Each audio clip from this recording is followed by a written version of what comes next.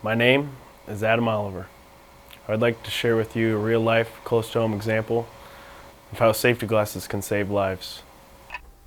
It was about 10 minutes till lunchtime on the afternoon of August 28th, 2007. I had decided to have the quarry guys move some APR Bastrop underneath the shed because our raw materials near the shed were soaking wet and were hard to use without the possibility of the crusher clogging up. During this time, the crusher was running, but there was not any stone running to it. So Roy took advantage of this time to look into the crusher to see if there was any clay buildup on the apron. Don Ray was with him. I was driving through the quarry and I heard Roy sarcastically say, "Thank you, Adam." So I instantly knew that there was a buildup on the apron. I decided to drive over to the crusher so I could determine what material was the main contributor to causing the buildup. And then I could take this material out of the mix so we wouldn't have any more problems. As I pulled up, Don Ray was driving away from the crusher. And from the cab of the truck, I could see Roy was up by the crusher door all by himself. Back then, face shields were not required, and they weren't stored near the crusher. I thought to myself I should go back to the office and grab mine, but I knew Roy was up there all by himself, and if something were to happen to him, no one would be there to help him.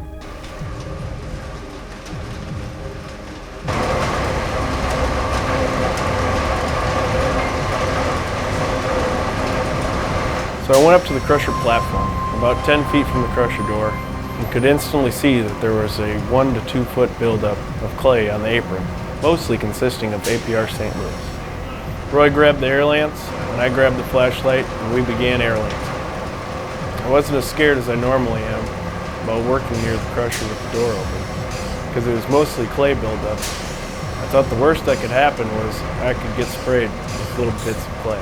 Also, I would have quickly given up my job to Don Ray as soon as he returned.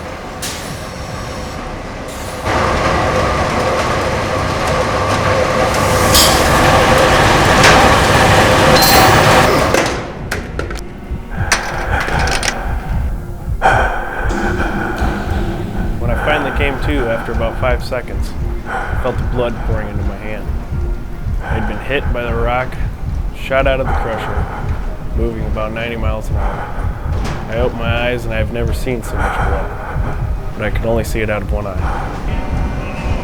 Roy, you need the ambulance. Council, call an ambulance. Adam's been hurt.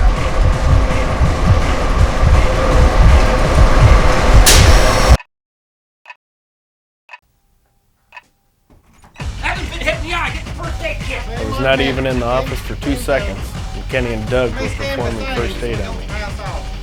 Hang on, Adam. The ambulance is on the way. Hang on. Hang on, buddy. Okay, can you just give me one towel? Yeah, Okay. a lot of blood. You all right? Hurts bad. Ken brought me some wet paper towels to put on my eye. My eye was hurting a lot, and the cool towels felt good. Not even a minute later, the ambulance arrived, and we were off to the emergency room. On the way to the ER, all I could think about is not falling asleep. I knew I had a head trauma, and if I fell asleep, I might not ever wake up again. Once I reached the ER, I wasn't worried about falling asleep anymore, but more worried about whether or not I was ever going to see out of this eye again.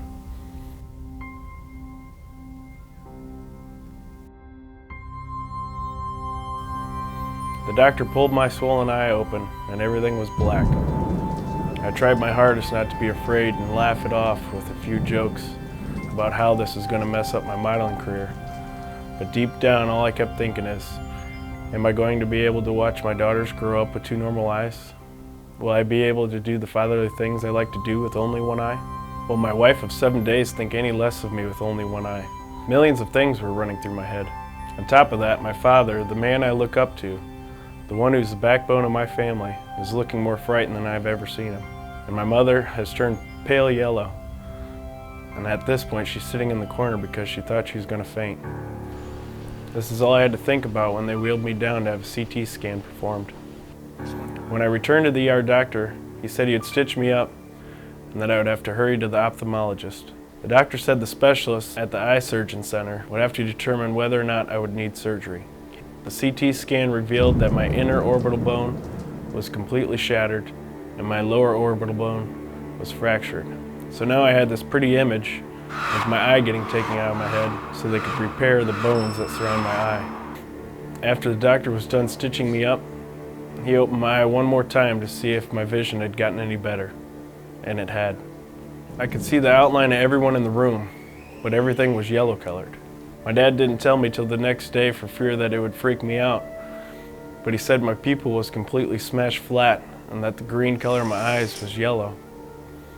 That would have freaked me out too, so I'm glad he didn't tell me. I acted like a man when Gary and Scott were in the room, but as soon as they left, I lost it. I didn't want to be blind in one eye. We headed for the eye surgeons after that. I think that was the longest ride of my life, but it gave me time to get everything straightened out with the big man upstairs. When we arrived at the ophthalmologist's office, the doctor opened my eye. That's when I hit the lottery. My whole life I've wished I could hit the lottery. Well, this was it. I could see, and it was in color. It was blurry, but I knew that was something glasses could fix. So I was extremely happy. Then came the next miracle. The specialist had reviewed my CT scan and informed me that I would not have to have surgery. I was ecstatic. I was heavily drugged too, so the pain wasn't bothering me. The doctor explained to me that I had bleeding in the retina and that there is a high chance that it will re-bleed. And if that happens, I could be blind forever. So I wasn't completely out of the woods. She gave me my prescriptions for 5 different eye drops, antibiotics, and Percocet. She told me to stay in bed and rest. I wasn't about to compromise my eye anymore, so that's exactly what I did. After we left the eye doctor's office, my father called Gary and the ER doctor and notified them that I could see again. Gary was very pleased, and the ER doctor was amazed. The ER doctor told my dad that he didn't think I'd ever see again. And from there on, it was resting. Let me tell you, it was not fun. I had constant nightmares and even daymares, running different scenarios through my head of what could have happened. Burning eye drops every hour, not knowing if my eye was going to re-bleed, looking at my daughters and not being able to play with them, but in the same breath thanking God that I'm still here to be with them. You need to make sure something is done before someone gets hurt. The following changes were made in response to my accident. Face shields are now required and stored near the crusher. A new platform was constructed near the crusher door, and a window was added to the side so that the apron can be examined before opening the crusher door. A chain curtain now hangs in front of the crusher door opening. Heaters have been added below the crusher. This will help loosen the clay. 2 more air blasters have been added to the crusher. This will help clear the apron. And since our upgrades, our crusher has not clogged up once, and it used to clog up weekly. We added a quartz light to the top of the crusher. The light will now light the entire crusher, so only 1 man is needed to do the job. But there must be a second standing off to the side to make sure nothing happens.